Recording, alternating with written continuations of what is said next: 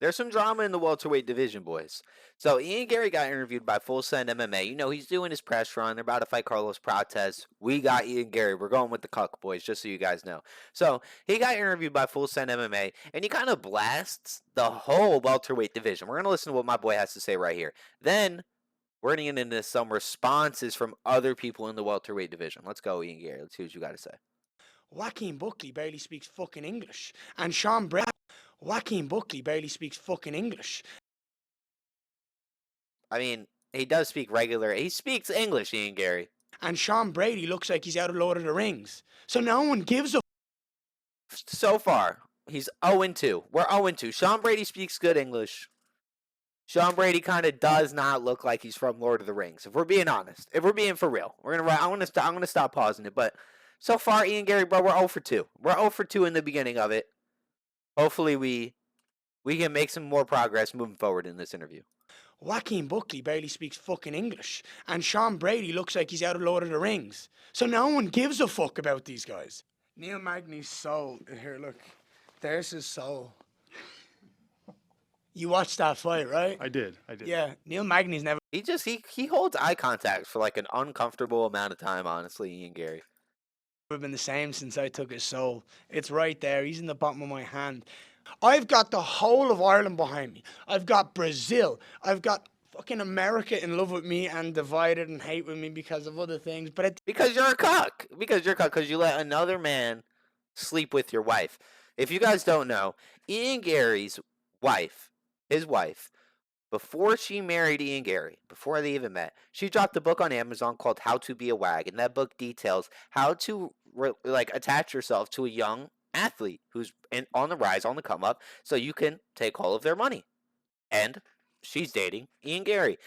Also, her ex-husband is his nutritionist.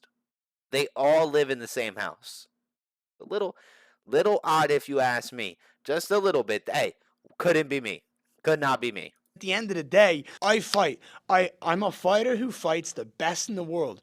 UFC makes a phone call and says, hey, do you want to weigh in as the backup in Montreal?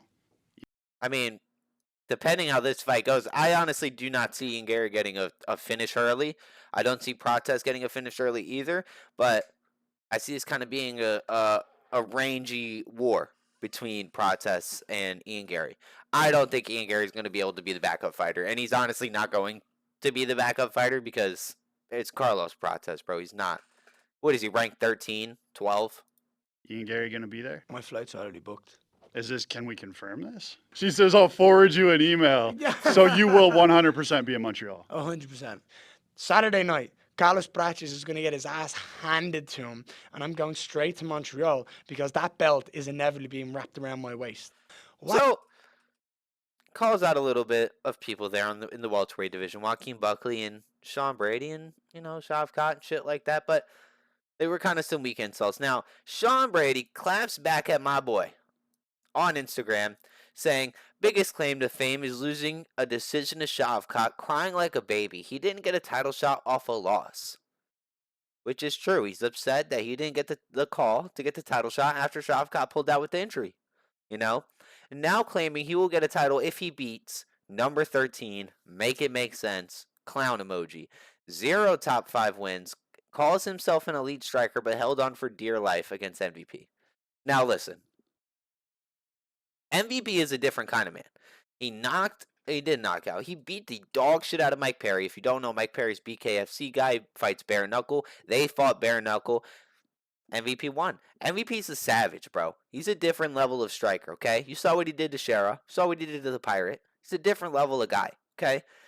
Now, yes, the Shavkat Ian Gary fight was very boring, but Shavkat is a boring guy. He's a boring guy.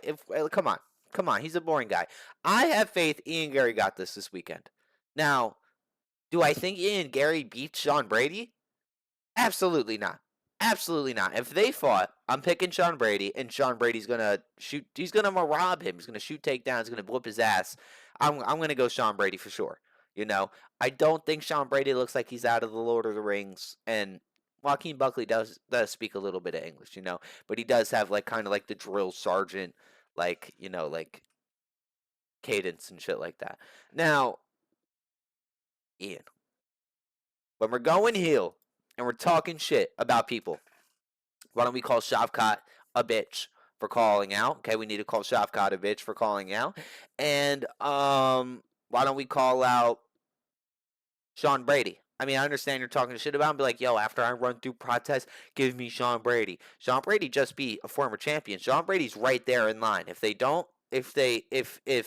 Bilal wins and Islam does not move up, Sean Brady is next in line for a title shot. They're not going to give it to Shavkat.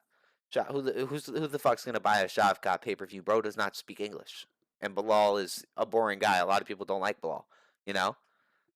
So you gotta stack the deck right, Ian Garry. But I do think Ian Garry gets the job done this weekend. Carlos Prates, you're going down, bro. You've never fought anybody as highly ranked as Ian Garry. You know, with some notable wins with Ian Garry. Ian Garry lasted a little bit in the cage against MVP. Yes, he did hold on for dear life, but he did it. He made it. He got the experience done, and look where we're at. You know, main event, 5 rounds. Let's do it, boys. Let's see what's going on this weekend. Ian Garry versus Carlos Prates, the cuck versus the cigarette smoker.